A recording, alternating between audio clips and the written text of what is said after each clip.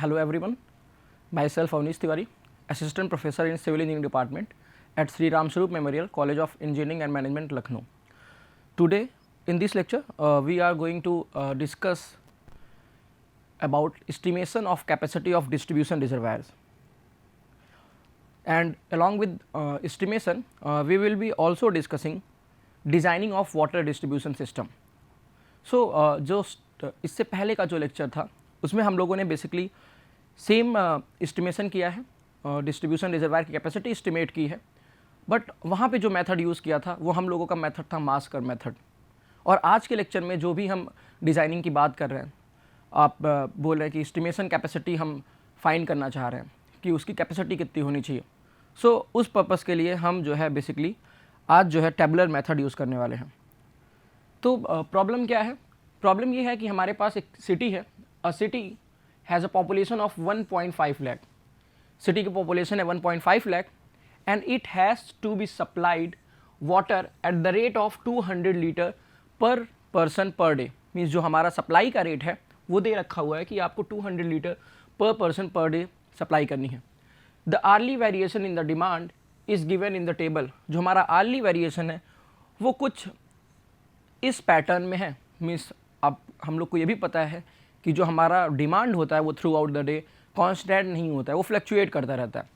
तो यहाँ पे हमें क्या दिया गया है? वेरिएशंस दिया गया है. हम जब बात करेंगे period of day in a hour for 0 to 4, ये वेरिएशन जो है आपका, मीन्स आप बोल सकते हो कि जो हमारा एवरेज आर्ली फ्लो है उसका 16% जो है वहाँ पे हमें सप्लाई करने की ज़रूरत है, क्योंकि डिमांड आपका इतना है. उसके बाद जब हम 4 to 8 की बात कर रहे हैं उस केस में जो डिमांड है that is 70% of average hourly flow. 8 to 12 में आपको 190% करना है, 12 to 16 88% and 16 to 20 that is 166 and 20 to 24 is 70. Means हमारा क्या है, यहाँ पे परसेंटेज दे रखा हुआ है in terms of average hourly flow जो कि वहाँ की डिमांड है. ओके, इसके बाद क्या करना है हमें? Find out the capacity of distribution reservoir. हमें एस्टिमेट करना है कैपेसिटी डिस्ट्रीब्यूशन रिजर्वायर की to be provided for balancing the variable demand. जो हमारा वेरिएबल डिमांड है, जो कि हम यहाँ देख भी रहे हैं इस टेबल में कि जो हमारा वहाँ का डिमांड है वो कांस्टेंट नहीं है, वो वेरिएबल है. बट जो पंप ऑपरेट करेंगी वो ऑब्वियस सी बात है वो कांस्टेंट रेट से ऑपरेट करेंगी. तो हमें क्या करना है? उसको बैलेंस करने के लिए, उसको फुलफिल करने के लिए हमें यहाँ पे एस्टिमेट करनी है कैपेसिटी डिस्ट्रीब्यूशन रिजर्वायर की. ओके, अब यहाँ पे जो हमारा पंप ऑपरेट कर रहा है वो कैसे कर रहा है? कांस्टेंट रेट से ऑपरेट कर रहा है. और यहाँ पे दो केसेस हैं. मीन्स हमें दो केसेस में एस्टिमेट करना है कि डिस्ट्रीब्यूशन रिजर्वायर की कैपेसिटी होनी कितनी चाहिए. पहला केस ये है जब हम पंपिंग कितने टाइम के लिए कर रहे हैं? 24 hour. Means throughout the day हमारा पंप क्या है? ऑपरेशनल मोड में है. सेकेंड केस ये है जब हम पंपिंग कर रहे हैं इंटरमिटेंट टाइम के लिए, मीन्स लिमिटेड टाइम के लिए हम पंपिंग कर रहे हैं, और वो जो ड्यूरेशन है बेसिकली वो दो पार्ट में स्प्लिट कर दिया गया है. मॉर्निंग में 6 to 11 AM पंप ऑपरेट कर रहा है, और आप बोल सकते हो आफ्टरनून टू इवनिंग में 2 PM to 9 PM में आपका पंप क्या है? ऑपरेशनल मोड में है. तो ये यहाँ पे हम देख रहे हैं कॉन्टीन्यूअस भी सप्लाई है और इंटरमिटेंट भी सप्लाई है. ओके, सो अब इस न्यूमेरिकल को सॉल्व कैसे करना है उसे कॉन्सेप्ट को डिस्कस कर लेते हैं कि हम जो टेबुलर मेथड्स की बात कर रहे हैं उसे हम कैसे टेबल के फॉर्म में कन्वर्ट करेंगे. तो बेसिकली होता क्या है, जैसा कि हम लोगों ने प्रीवियस लेक्चर में ही डिस्कस किया था जब हम इससे रिलेटेड थियरी की बात कर रहे थे, तो वहाँ पे मैंने आप लोगों को बताया था कि जो हमारा टेबुलर मेथड है, मीन्स हम यहाँ पे क्या क्या ऐसे कॉलम्स हैं जो कि हमें यहाँ पे कैलकुलेट करने की ज़रूरत है और फाइनली रिजल्ट कैसे मिलेगा. तो ये देखने को मिला था कि जो हमारा ये मेथड है that is similar to mass curve method. Means हम जो वहाँ पे काम कर रहे थे सेम काम यहाँ पे करना है, बट वो ग्राफिकली मेथड था. बट हम यहाँ पे क्या कर रहे हैं? सेम सॉल्यूशंस को फाइंड कर रहे हैं बाय टेबुलर मेथड. ओके, तो यहाँ पे हम टेबल के फॉर्म में जा रहे हैं. करेंगे क्या यहाँ पे? हमें बेसिकली जो कैलकुलेशंस करने हैं, कैलकुलेशंस ये करने हैं, आपको आर्ली डिमांड पता होनी चाहिए. और आर्ली डिमांड कैसी? वो आपका जो है बाद में फर्दर कम्युलेटिवली ऐड कर दिया जाए. मीन्स हमें कम्युलेटिव आर्ली डिमांड चाहिए. और इसके बाद जो आपका सप्लाई है, जस्ट जाहिर सी बात है अगर हम ये बोल रहे हैं कि आपकी कंटिन्यूअस सप्लाई है तो हमें हर 1 घंटे के बाद उस सप्लाई को ऐड कर देना है. मीन्स अगर हम ये बोलें स्टार्टिंग के फर्स्ट आवर की सप्लाई ए है क्योंकि पंप हमारा कांस्टेंट से ऑपरेट कर रहा है, तो सेकेंड आवर में टोटल सप्लाई कितनी रहेगी 2A, थर्ड आवर में total supply 3A, so on. अगर हम 24th आवर पे जाएंगे तो हमारी सप्लाई हो जाएगी 24A।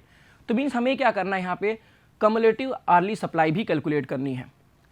हमें जब ये दोनों वैल्यूज़ पता होंगी और इन दोनों वैल्यूज़ को क्या करना है, हमें टेबल के फॉर्म में रिप्रेजेंट कर लेना है। तो यहाँ पे ये देखेंगे, हमें ये वाला जो कॉलम है ये क्या दे रहा है आपको, कम्युलेटिव एवरेज आर्ली डिमांड, और जो ये वाला कॉलम है ये आपको दे रहा है कम्युलेटिवली पंपिंग रेट। मीन्स हमने सबसे पहले कैलकुलेट किया एवरेज आर्ली डिमांड कितनी है, उनको ऐड कर लिया तो कम्युलेटिव वैल्यू मिल गई। उसके बाद हम लोगों ने क्या किया, कांस्टेंट पंपिंग रेट जो दे रखा था वो हर आर का मेंशन कर लिया, क्योंकि अगर 24 आर का पंपिंग है तो जाहिर सी बात है सारी वैल्यूज़ में आपको सारे सेल्स में एक एक वैल्यूज़ देखने को मिलेंगी। लेकिन अगर हमारा पंप लिमिटेड टाइम के लिए ऑपरेट कर रहा है तो कुछ जगहों पे क्या होगा, वैल्यूज़ नहीं एग्जिस्ट करेंगी। क्यों? क्योंकि आपका पंप इन ऑपरेशनल मोड में है। उसके बाद क्या होगा, हमें जब कम्युलेटिव एवरेज आर्ली डिमांड पता है, कम्युलेटिव पंपिंग रेट पता है, नेक्स्ट हमारा टारगेट ये होता है कि हमें ये एस्टिमेट करना है कब आपकी डिमांड एक्सेस में है और कब आपकी सप्लाई एक्सेस में है। तो इसके बाद हम क्या करते हैं, जो हमारा आर्ली एक्सेस डिमांड है एज वेल एज जो हमारी एक्सेस सप्लाई है उन्हें कैलकुलेट करते हैं। जब इन दो वैल्यूज़ को कैलकुलेट कर लेते हैं, फर्दर क्या करना है, इन दोनों को ऐड कर देना है। जैसे ही इन दोनों को ऐड करेंगे we will get the required storage capacity, means हमें रिक्वायर्ड स्टोरेज कैपेसिटी मिल जाएगा। यही सिमिलर टास्क हम लोगों ने परफॉर्म किया था मास्कर मेथड में, बस हम जो गए थे, हमारा जो अप्रोच था वो ग्राफिकल अप्रोच था। ओके, सो कुछ इस तरीके से हम क्या करेंगे, अपने न्यूमेरिकल्स को सॉल्व करेंगे, जो अभी हम लोगों ने प्रॉब्लम जो रीड की। मीन्स जो पहला कॉलम है यहाँ पे आपको time in hours of the day, क्योंकि 24 आवर आपका पंप ऑपरेट कर रहा है और दिन भर हमें सप्लाई इंश्योर करानी, जो डिमांड है हमारा थ्रू आउट द डे का है, तो means starting from 1 to the 24th। और ये 1 क्या है, मीन्स आप बोल सकते हो 0 to 1, means just beginning of the supply या just beginning of the demand to जब हमारा 1 घंटा हो जा रहा है। 2 means 1 to 2 hour, means next 1 hour. तो ऐसे ही क्या करेंगे, हम अपने टाइम्स को रिप्रेजेंट कर लेंगे। इसके बाद हमारा एवरेज आर्ली डिमांड, जो कि जस्ट अभी हम अगर इस केस में देखें कि 0 to 4 कितनी दे रखा हुआ है आपका 16%। तो हमें क्या करना है, ये क्या हो जाएगा आपका, ये हो जाएगा 0 to 1, ये आपका हो जाएगा 1 to 2, यहाँ पे आप बोल सकते हो 2 to 3, और ये आपकी 3 to 4। तो मीन्स हम क्या कर रहे हैं, यहाँ पे परसेंटेज जो 16% है, मीन्स यहाँ पे जो हमारी एवरेज आर्ली डिमांड होगी वो सारी क्या है, सेम है। और कितनी है, 16% ऑफ द जो आपका वहाँ पे बोल सकते हो कि जो एवरेज आर्ली फ्लो है उसका 16% है। ओके, सो आते हैं न्यूमेरिकल पे। तो हमें सबसे पहले एस्टिमेट क्या करना है, डिमांड एस्टिमेट करना है, और आपका जो वहाँ पे सप्लाई है, मीन्स जो पंपिंग का रेट है, हमें वो एस्टिमेट करने की ज़रूरत है। क्योंकि यहाँ पे हमारा जो पंप पहला केस है उसमें 24 आवर के लिए ऑपरेट कर रहा है। इट मीन्स हमें जब पंपिंग रेट चाहिए, बेसिकली जो सप्लाई है वो 24 घंटे को देखने को मिलेगी। सो अगर हम ये एस्टिमेट कर लें कि हमें वहाँ पे टोटल अमाउंट ऑफ वाटर कितना सप्लाई करना है, और फर्दर उसको अगर हम 24 से डिवाइड कर दें, तो हमें क्या मिल जाएगा, आपको वहाँ का पंपिंग रेट मिल जाएगा, आपको वहाँ की सप्लाई रेट मिल जाएगी। Okay, so average daily supply कैसे मिलेगी, वहाँ का जो डिमांड है दैट इज़ 200, वो 200 था पर पर्सन, और जो पॉपुलेशन थी वो आपको 1,50,000 दे रखी है। तो मीन्स हमारी जो एवरेज डेली सप्लाई जो कि हमें वहाँ पे इंश्योर करानी पड़ेगी, वो आपको कितना कराना पड़ेगा, 30 × 10⁻⁶, that is 30 million litre. Means हमें 30 mld का वाटर वहाँ पे सप्लाई करना है। नेक्स्ट ये आता है कि जो आपका एवरेज आर्ली डिमांड है, जाहिर सी बात है अगर आपका 30 mld है तो पर आवर में कितना कंट्रीब्यूशन होगा, तो हम बोल सकते हैं 30/24 दैट इज़ 1.25 मिलीलीटर पर आवर। और यही जो हमारा 1.25 मिलीलीटर पर आवर है, यही आपका बोल सकते हो पंप का ऑपरेशनल रेट होगा, जिस पे पंप को ऑपरेट करना है, पंप को इतनी सप्लाई वहाँ पे इंश्योर करानी है। Okay, so coming to our table given in the question, यहाँ पे क्या था, periods of day in the hour दे रखा है, percent of average hourly flow. तो एवरेज आर्ली फ्लो हमें यहाँ मिल चुका है, that is 1.25 million litre per hour. अब हमें क्या करना है, इन परसेंटेज वैल्यूज़ को just numeric values decimal values में कन्वर्ट कर लेना। तो कैसे करेंगे, जाहिर सी बात है 16% of the what, 16% of the average hourly flow, और एवरेज आर्ली फ्लो हम लोगों ने जस्ट एस्टिमेट किया अभी, that is 1.25 million litre per hour. तो ये बताइए यहाँ पे जो हमारा 0 to 4 है वहाँ पे डिमांड कितना होगा, तो उसे एस्टिमेट करने के लिए क्या करना है, हमें जो हमारा एवरेज आर्ली डिमांड है उसको अगर हम कॉलम 2 से मल्टीप्लाई कर दें तो क्या हमें आर्ली फ्लो रेट्स मिल जाए। ऑब्वियस है हमें आर्ली फ्लो रेट मिल जाएगा। So to get hourly flow rate, what we are doing, just we are multiplying column 2 with 1.25 divided by 100. Why 100? Because जो ये वैल्यूज़ हैं ये परसेंटेज वैल्यूज़ हैं. ओके, सो जब हम ऐसा करेंगे उसके बाद हमें यहाँ पे 0.2 मिल जाएगा. मीन्स आपका जो 0.0 से लेके 4 तक का एवरेज आर्ली फ्लो रेट है, आपका आर्ली फ्लो रेट है, that comes 0.2 millimetre per hour. 4 to 8 की बात करेंगे, 70% ऑफ ये आपका हो जाएगा 0.70 इंटू 1.25. उसके बाद जब हम 8 to 12 की बात करेंगे तो आपका कितना है 1.90 मीन्स 190% इंटू 1.25. उसके बाद जब 12 to 16 की बात कर रहे हैं तो 88% है, मीन्स 0.88 इंटू 1.25. उस नेक्स्ट जो है हमारा 16 to 20, तो उस केस में आपका 166% है, मीन्स 1.66 इंटू 1.25. एंड 20 to 24 के केस में आपका 70% है, मीन्स 0.70 इंटू 1.25.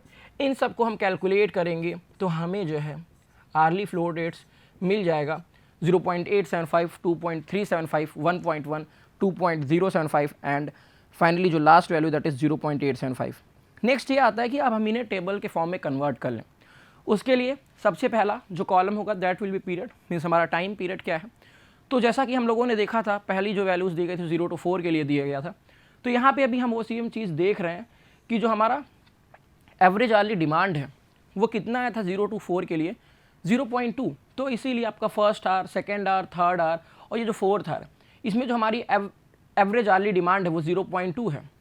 उसके बाद हमने जो दूसरा स्लॉट दे रखा था दैट इज़ फ्रॉम 5 to 8, 5 से लेके 8 तक हमने एस्टिमेट किया 0.875. तो ये हमारी जो चारों वैल्यूज़ हैं वो 0.87 है.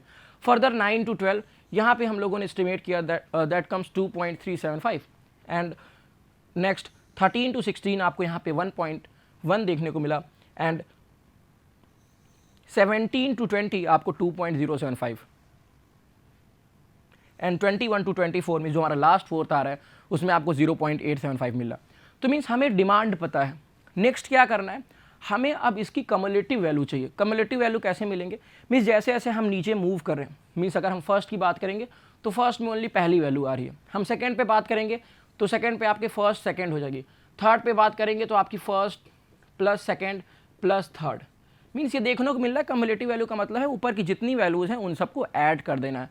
तो ये जो लास्ट वैल्यू होगी वो क्या होगी, summation of all the values. और ये जो ऑल द वैल्यूज़ हैं ये कितनी हैं, आपकी 24 रीडिंग्स है. तो हम उन 24 रीडिंग्स को ऐड करेंगे तो हमें क्या मिल जाएगी, लास्ट की वैल्यू. मीन्स हमें आपको यहाँ पे मिल जाएगा कम्युलेटिव एवरेज आर्ली डिमांड.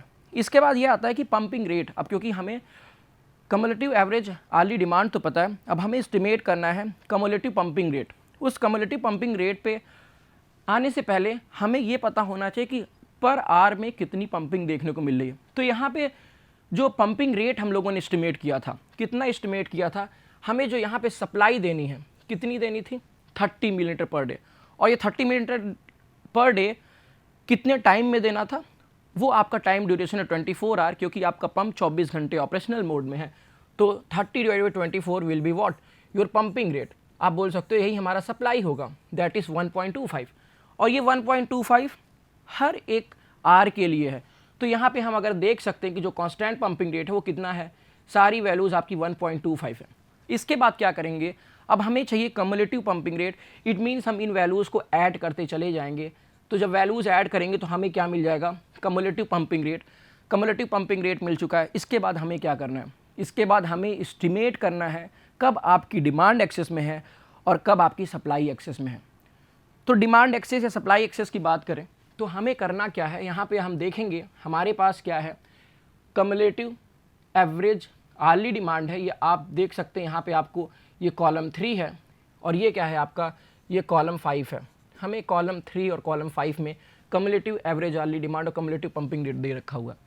हम चाहते हैं हमें ये पता चले कब आपकी डिमांड एक्सेस में है. डिमांड एक्सेस में है, इट मीन्स अगर हम कॉलम 3, अगर हम क्या करें, कॉलम 3 माइनस कॉलम 5 करें. जब कॉलम 3 माइनस कॉलम 5 करेंगे, क्योंकि ये डिमांड है, थर्ड में हमारी डिमांड है, फिफ्थ में हमारा क्या है, सप्लाई है. तो जब इन दोनों का डिफरेंस निकालेंगे, पॉजिटिव वैल्यू आ रही है, इसका मतलब क्या है, इसका मतलब ये है कि आपका कॉलम 3 क्या है, ग्रेटर है in comparison to column 5, it means demand is in excess. But ये वैल्यूज निगेटिव आने लगे तो क्या मतलब है कि आपकी कॉलम 3 वाली जो वैल्यू है वो छोटी है कॉलम 5 के रिस्पेक्ट में।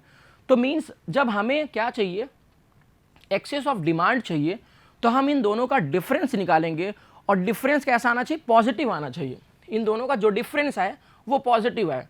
तो कॉलम 3 माइनस कॉलम 5 करने पे हमें ये देखने को मिलता है कि ये लास्ट के कुछ वैल्यूज़ हैं जिनमें हमारा जो रिजल्ट आ रहा है वो पॉजिटिव आ रहा है। बाकी ये जो कुछ सेल्स आपको खाली दिख रहे हैं, यहाँ से यहाँ तक सेल्स खाली दिख रहे हैं, वो इसलिए ब्लैंक है क्योंकि उस केस में आपका सप्लाई एक्सेस में है, और सप्लाई एक्सेस में तो क्या आएगी, column 3 minus column 5 negative value आ जाएगा, तो इसलिए हम लोगों ने उसको इग्नोर कर दिया। इसके बाद नेक्स्ट आता है आपको सप्लाई एक्सेस में कैलकुलेट करनी है। सप्लाई एक्सेस में कैलकुलेट करनी है, इट मीन्स हम यहाँ पे क्या करने वाले हैं, अब यहाँ पे हम कॉलम 5 माइनस कॉलम 3 करेंगे। जब कॉलम 5 माइनस कॉलम 3 कर रहे हैं तो जो वैल्यूज़ पॉजिटिव आएंगी वो क्या रिप्रेजेंट करेंगी, column 5 is your supply, column 3 is your demand, 5 minus 3। तो देखने को ये मिलेगा जब जब आपका कॉलम 5 बिगर होगा with respect to column 3 mean supply excess होगी, वैल्यूज़ क्या आएंगी, पॉजिटिव। जैसे ही आपकी कॉलम 5 क्या होने लगी, with respect to column 3 smaller होने लगी, तो वैल्यूज़ क्या आने लगेंगी, निगेटिव आने लगेंगी, तो हम उन्हें इग्नोर करेंगे।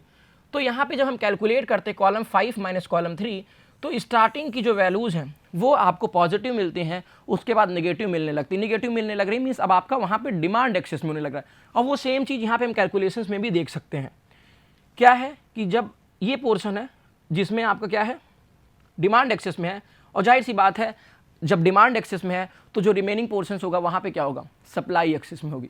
या तो दूसरी अगर कोई और पॉसिबिलिटी देखने को मिल सकती है कि दोनों बराबर हो। अगर दोनों बराबर हैं तो जाहिर सी बात है जो डिफरेंस होगा वो ज़ीरो होगा, तो उसका कोई भी कंट्रीब्यूशन नहीं होगा।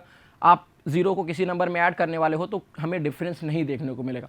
तो अब करेंगे क्या नेक्स्ट में, जो हमारा एक्सेस सप्लाई का वैल्यूज़ है, जो हमारी एक्सेस डिमांड की वैल्यूज़ है, उसमें से मैक्सिमम कौन सी वैल्यू है। तो मैक्सिमम वैल्यू हमें ये देखने को मिलती है कि 5.7 आई है जब हम सप्लाई की बात करते हैं, और जब डिमांड की बात करते हैं तो 1.5 आ रही है। तो फर्दर क्या करेंगे, इन दोनों वैल्यूज़ को हम ऐड कर देंगे, और ऐड करने के बाद हमें क्या मिल जाएगी, टोटल स्टोरेज रिक्वायर्ड मिल जाएगा। मीन्स जब 24 आवर पंपिंग है उस केस में हमें क्या करना है, 7.2 का कैपेसिटी का डिस्ट्रीब्यूशन रिजर्वायर कंस्ट्रक्ट करने की ज़रूरत है 24 आवर पंपिंग के केस में। ओके, नेक्स्ट है हमारा इंटरमिटेंट पंपिंग। इंटरमिटेंट पंपिंग, क्योंकि यहाँ पे जो पंपिंग की जा रही है वो 24 आवर्स के लिए नहीं की जा रही है, पंपिंग लिमिटेड टाइम पीरियड्स के लिए की जा रही है, और 2 डिफरेंट ड्यूरेशंस में की जा रही है। पहला ड्यूरेशन क्या है, 6 AM टू 11 AM। दूसरा जो टाइम का ड्यूरेशन है that is 2 PM to 9 PM। तो हम ये देखें कि टोटल आवर्स कितने बन रहे हैं, तो आपको देखने को ये मिलेगा 6 to 11 आपका 5 आवर है, और 2 to 9 PM यहाँ पे आपको 7 आवर्स देखने को मिलेगा। तो जो टोटल टाइम है जब आपका पंप ऑपरेट कर रहा है, ऑपरेशनल मोड में है, वो कितना है आप देख सकते हो, दैट इज़ 5 + 7 = 12 आवर। मीन्स हमारे पास 12 आवर्स का टाइम दे रखा है। अब हमें टाइम पता चल चुका है, अब हम पूछे यहाँ के जो रेट ऑफ सप्लाई होगा वो कितना होगा, रेट ऑफ सप्लाई होगा वो कितना होगा। तो बेसिकली यहाँ पे हमें ये देखने को मिलता है कि जो आपका पंप है वो कितने टाइम पीरियड के लिए ऑपरेट कर रहा है, वो ऑपरेट कर रहा है आपका 12 आवर के लिए। सो 30 / 12 ये आपकी क्या हो जाएगी, रेट ऑफ सप्लाई हो जाएगी, that comes 2.5 metre per hour. और जो हमारा सप्लाई का है, जो ऑलरेडी हम लोगों ने कैलकुलेट कर रखा है कि हमारा टोटल सप्लाई कितनी करनी चाहिए, सो पॉपुलेशन मल्टीप्लाइड बाई जो वहाँ पे डिमांड है लोगों की 1,50,000 multiplied by 200 gives you 30 millilitre. Means हमें इतना वाटर वहाँ पे सप्लाई करना है। उसके बाद जैसे कि पुराने वाले केस में, पिछले वाले केस में हम लोगों ने क्या किया है, कैलकुलेट कर लिया था एवरेज आर्ली फ्लो रेट, वो एस्टिमेट कर लेंगे। वो एस्टिमेट करने के बाद हम क्या कर रहे हैं, आगे फर्दर इस चीज़ को हम थोड़ा सा और सिंप्लीफाई कर लेंगे। ओके, जस्ट वापस आते हैं थोड़ा सा न्यूमेरिकल पे। ओके, सो 16%, 70%, 90%, और these all are the value जो कि हमें दे रखी हुई है। ओके, सो यहाँ पे आते हैं, तो यहाँ पे क्या दे रखा हुआ है, जस्ट हमें यहाँ पे column 1, column 2, column 3, column 4, column 5, column 6, column 7। फिर अगेन क्या है, यहाँ पे हमें वैल्यूज़ दे रखी है, टाइम पीरियड दे रखा है, एवरेज आर्ली डिमांड जो कि हम लोगों ने जस्ट एस्टिमेट किया है कि हर एक आवर पे कितनी डिमांड लोगों तक पहुँचनी चाहिए। उसके बाद हम लोगों ने कम्युलेटिव एवरेज आर्ली डिमांड की बात कर ली, और उसके बाद हम लोगों ने पंपिंग रेट की बात कर ली। ओके, पंपिंग रेट की बात कर ली। तो देखने को क्या मिलता है कि जो हमारा एवरेज आर्ली डिमांड है, जो कि अभी हमने जस्ट इससे पहले वाले केस के लिए इस्टीमेट किया, सेम होगा, क्योंकि जाहिर सी बात है जो वहाँ पे कंजम्पशन है वो किसको देखकर है, क्योंकि 24 आवर लोग कंज्यूम कर रहे हैं वाटर, उसके करस्पॉन्डिंग जो परसेंटेज दे रखा है हम लोगों ने एवरेज आर्ली फ्लो रेट में मल्टीप्लाई किया, तो हमें क्या मिल जाएगा, एवरेज आर्ली डिमांड मिल जाएगा। उसके बाद जो हमारी कम्युलेटिव एवरेज आर्ली डिमांड है, अगेन क्या करना है, इन सबको ऐड करते जाना है, 1 बाई 1 ऐड करेंगे, तो फाइनली लास्ट में हमारी सारी वैल्यूज़ का समेशन हो जाएगा। इसके बाद कांस्टेंट पंपिंग रेट है, तो पंपिंग रेट जस्ट अभी हम लोगों ने एस्टिमेट किया कि अगर आपकी जो अमाउंट है जो सप्लाई करने की जरूरत है वो 30 mld है, पंप आपको ऑपरेट कर रहा है 12 आवर के लिए, तो जो रेट है दैट इज़ 2.5। तो जो डिफरेंट टाइम पीरियड्स के लिए पंप ऑपरेट कर रहा था वो ये था, तो 2.5 2.5 2.5 मीन्स 5 आवर्स के लिए यहाँ पे ऑपरेट कर रहा था, उसके बाद आपका 7 आवर्स के लिए यहाँ पे ऑपरेट कर रहा था। तो हम लोगों ने क्या इसको इसे एज इट इज़ यहाँ पे लिख लिया corresponding to that time period, और उसके बाद क्या करेंगे, हम इनको ऐड कर लेंगे। तो देखने को ये मिलता है, क्योंकि जब आपका पंप इन ऑपरेशनल मोड में है तो ये सारी वैल्यूज़ क्या होंगी, जीरो होंगी, क्योंकि पंप ऑपरेट नहीं कर रहा तो वहाँ पे सप्लाई तो करेगा नहीं, तो दैट विल बी जीरो। उसके बाद इनको ऐड कर देंगे 2.5 5 7.5 10 12.5। अगेन पंप आपका इन ऑपरेशनल मोड में है, तो उस समय तक कम्युलेटिव आपकी जो पंपिंग रही होगी कितनी रही होगी, 12.5 12.5 12.5। जैसे आपका पंप दोबारा ऑपरेट करने वाले फेज में आता है, फर्दर ये क्या करेगा, कॉन्ट्री करना शुरू करेगा, और आपको लास्ट तक देखने को मिलेगा कि हमें जो फाइनल वैल्यू है that is your 30 million litre. Okay, ये हमारा क्या हो गया, पंप का कम्युलेटिव रेट हो गया। इसके बाद क्या करेंगे, हमें एक्सेस ऑफ डिमांड चाहिए, फिर उसके लिए अगेन हमारे पास कॉलम 3 माइनस कॉलम 5। अब जब कॉलम 3 माइनस कॉलम 5 कर रहे हैं तो हमें ये देखने को मिलेगा कब कब आपकी डिमांड एक्सेस में है, तो जितनी पॉजिटिव वैल्यू होंगी हम उनको लिख लेंगे। सो इतनी यहाँ पे पॉजिटिव मिल रही है। उसके बाद ये जो सेल्स खाली हैं यहाँ पे वैल्यूज़ नेगेटिव है, क्यों, आप उस चीज़ को देख भी सकते हो। हम क्या कर रहे हैं, column 3 that is 4.3, column 5 that is 5, 4.3 minus 5 negative, ignore. 6.675 minus 7.5 negative, ignore करेंगे। 9.05 minus 10 negative value, ignore it. So 11.425 minus 12.5 again negative, ignore it. अब उसके 13.8 माइनस 12.5 पॉजिटिव वैल्यू आने लगी, तो हमने उसको दोबारा लिखना शुरू कर दिया। तो मीन्स जब जब वैल्यूज़ नेगेटिव आएंगी हम उन्हें इग्नोर करेंगे, जब आपको पॉजिटिव वैल्यू देखने को मिलेगी तो हम एज इट इज़ यहाँ पे जो कैलकुलेटेड वैल्यूज़ आ रही है उनको यहाँ पे मार्क कर लेंगे। तो हमें ये जो है यहाँ पे आपको मिल चुकी है डिमांड जब एक्सेस में है। इसके बाद क्या करेंगे, हम बात कर लेंगे सप्लाई एक्सेस में कब है। तो इसके लिए अगेन हमारे पास करना क्या है, कॉलम 5 माइनस कॉलम 3। अब हम यहाँ पे सप्लाई की एक्सेस की बात कर ले रहे हैं, तो देखने को ये मिलता है जहाँ जहाँ पे यहाँ पे जस्ट ये वाली वैल्यू थी जो कि हमें नेगेटिव देखने को मिली, ये वाली वैल्यू नेगेटिव देखने को मिली। तो नेगेटिव का मतलब ये है कि उस केस में आपकी सप्लाई एक्सेस में है, सो वो यहाँ पे आ जाएगा जब हम कॉलम 5 माइनस कॉलम 3 कर लेंगे। सिमिलरली यहाँ की भी वैल्यूज़ आपको नेगेटिव में देखने को मिल रही थी जब हम लोगों ने कॉलम 3 माइनस कॉलम 5 किया था, तो एज इट इज़ यहाँ पे आ जाएगा। तो अब ये देखना है कि इन दोनों कॉलम 6 और कॉलम 7 में दोनों जो मैक्सिमम वैल्यूज़ हैं वो क्या है। तो हमें ये देखने को मिलता है यहाँ पे 3.5 है, और इस पोर्शन में आपको 2.625 देखने को मिलता है।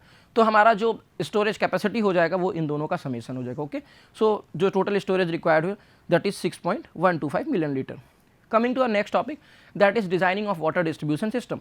जब हम डिज़ाइनिंग की बात कर रहे हैं तो हमें जस्ट ये देखना है कि हमें कुछ पॉइंट्स हैं जिनको फॉलो करते हुए डिज़ाइनिंग करनी है। सबसे पहला काम हमें क्या करना है, हमें एक डिटेल्ड मैप चाहिए उस एरिया का, जिस जगह पे आप डिस्ट्रीब्यूशन सिस्टम डिज़ाइन करने जा रहे हो, हमें वहाँ का एक मैप चाहिए, डिटेल्ड मैप चाहिए। और डिटेल मैप में हमें पता चल सके वहाँ की टोपोग्राफी कैसी है, मीन्स कंटूर कैसा है वहाँ का।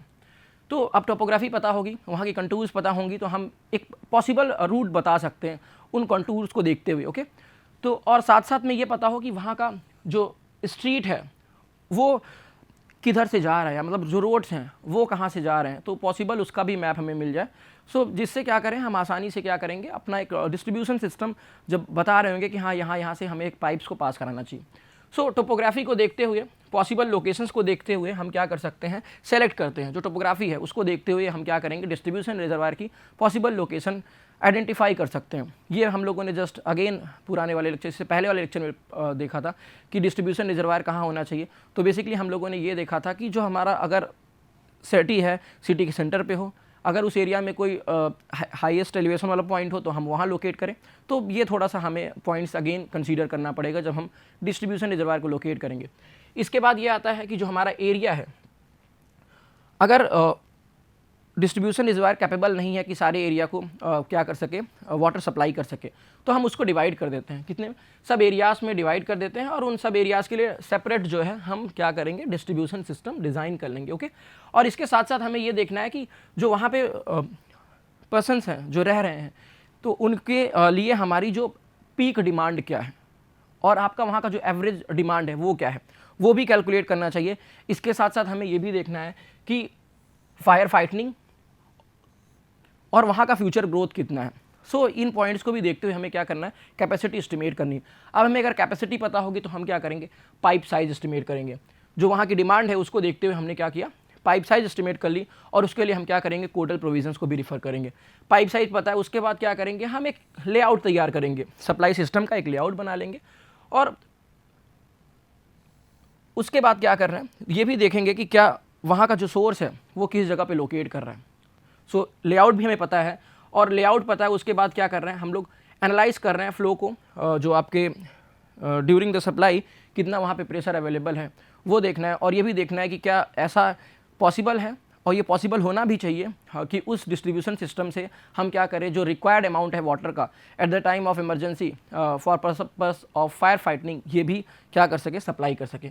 ओके, हम क्या करते हैं, एक सेपरेट एनालिसिस भी परफॉर्म करते हैं हर एक सब एरिया के लिए। अगर हम लोगों ने एरियाज़ को डिवाइड कर लिया तो हम एक सेपरेट एनालिसिस करनी चाहिए, जिनसे कि हमारा क्या होगा, सिस्टम एफिशिएंट हो सके, और जो हमारा पाइप साइज है उसको कुछ इस तरीके से एडजस्ट करेंगे कि वहाँ पे इरेगुलरिटीज़ कम से कम हो, और जो आपका प्रेशर में रिडक्शन हो वो जो है वो मिनिमम हो सके। उसके बाद क्या करेंगे, हम डिस्ट्रीब्यूशन मेन्स को add distribution mains to the grid system, and जो डिस्ट्रीब्यूशन मेन्स है ये क्या करेगा, सर्व करेगा फायर हाइड्रेंट को। अगर फायर हाइड्रेंट को सर्व कर रहा है तो उसका डायमीटर कितना होना चाहिए, 150 mm इन रेजिडेंशियल एरिया, और 200 to 250 mm डायमीटर होना चाहिए कॉमर्शियल और हाई रिस्क इंडस्ट्रियल एरिया में। ओके, और उसके बाद क्या करेंगे, हम री एनालाइज कर लेंगे सारी चीज़ों को प्रोवाइड करने के बाद, प्रोविजंस के बाद हम अपने सिस्टम को री एनालाइज कर लेंगे, हाइड्रोलिक कैपेसिटी पता कर लेंगे, street mens for domestic service वहाँ पे हम ऐड कर देंगे, और जो मेन्स होंगे बेसिकली उनकी साइज 50 to 100 mm होनी चाहिए इन डायमीटर, और हम क्या करेंगे, जो वॉल्स है, जो फायर हाइड्रेंट्स है, इनके पोजीशंस को लोकेट कर लेंगे, और फाइनली क्या कर रहे हैं, हम लोग डिज़ाइन ड्राइंग प्रिपेयर कर लेंगे, और जो क्वांटिटी है उसको प्रिपेयर कर लेंगे, कितना आ रहा है उसको एस्टिमेट कर लें। Okay, these all are the differences. Thank you.